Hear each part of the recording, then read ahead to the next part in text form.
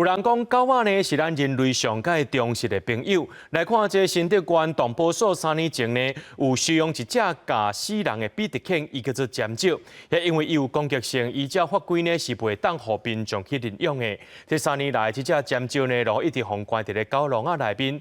钓民众替这只狗来讲情，最近经过训练师甲训练半年了后，一定会当挂这狗喙笼吗？也会当出国去散步咯。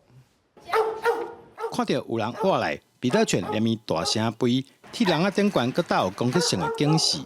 这只比特犬名叫尖椒，3年前来到新德县动保所，惊有安全问题，互人关伫笼仔内底，一个关就是3年的时间。坚持是从民国110年到一直收容到现在大概关了将近3年多了那他刚进来的时候，因为他是咬死人了嘛进来，所以它的个性上面是比较具有攻击性的这只比特犬尖椒，2021年的时，因为捌咬死人，就收容伫动保所内底。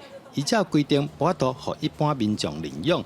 3年来，拢敢若会当关伫笼仔，也有引起讨论。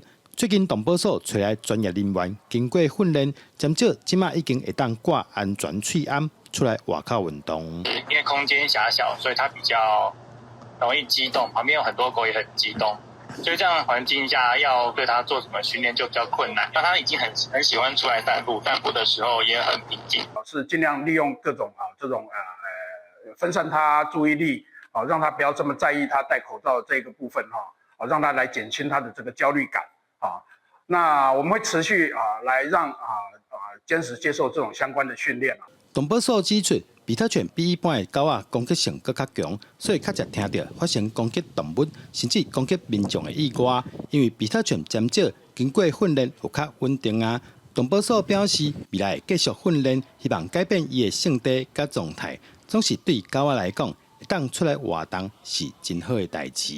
记者杜君豪，新潮报道。